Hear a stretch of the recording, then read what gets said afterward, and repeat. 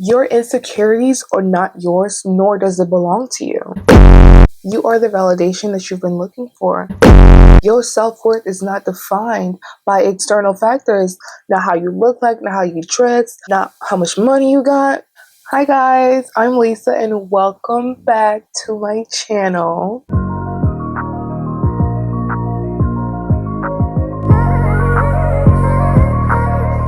Before I get started, I just want to say don't forget to watch my recent video that I posted on my channel.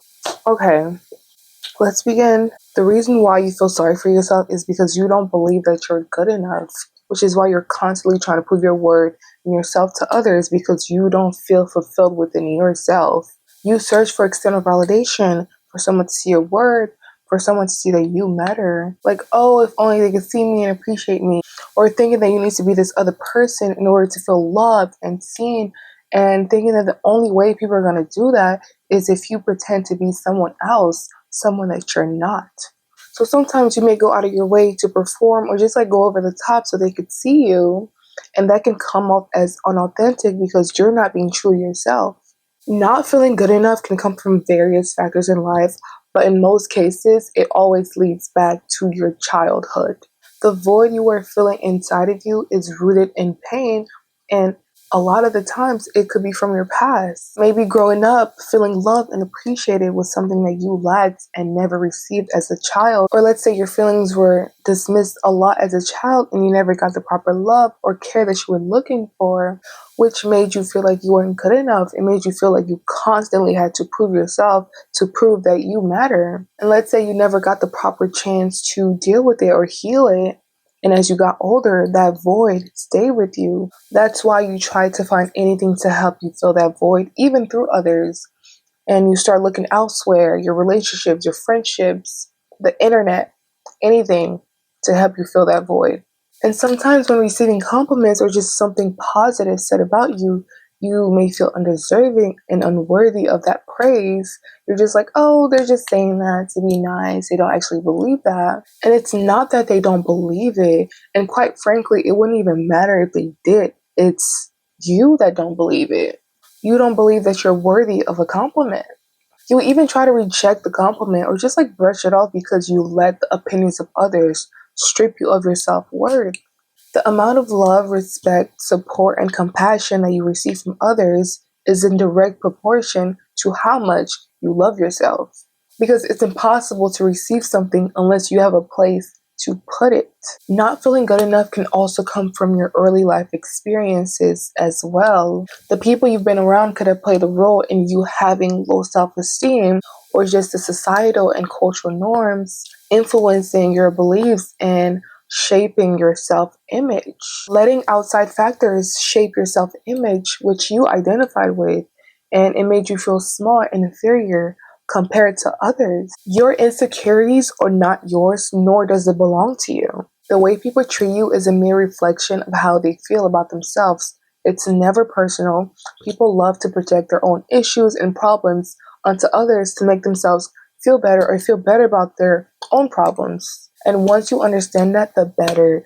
You'll just start to not take things really personal because, like I said, it never really is. If you continue to search for external validation, it would never be enough because you are looking in the wrong place. The real validation you're searching for is internal validation.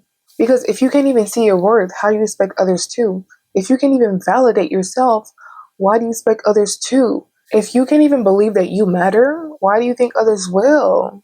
Like, let's be for real. People treat you exactly how you treat yourself. So if you don't think that you are good enough or that you matter, they will reflect that back to you. Think of people as mirrors. Our self-perception influences how others treat us.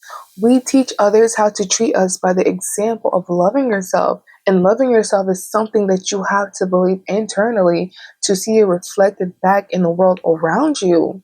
I always say loving yourself is the start of everything. It's the start of having a blissful life, friendships, relationships, everything. And I recommend you guys go watch one of my recent videos on the importance of self-love.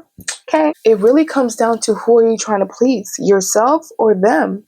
And the answer should be you. I get that we all want to feel loved and appreciated, but at what cost? If it costs you losing yourself and your self-worth in the process, then is it really worth it?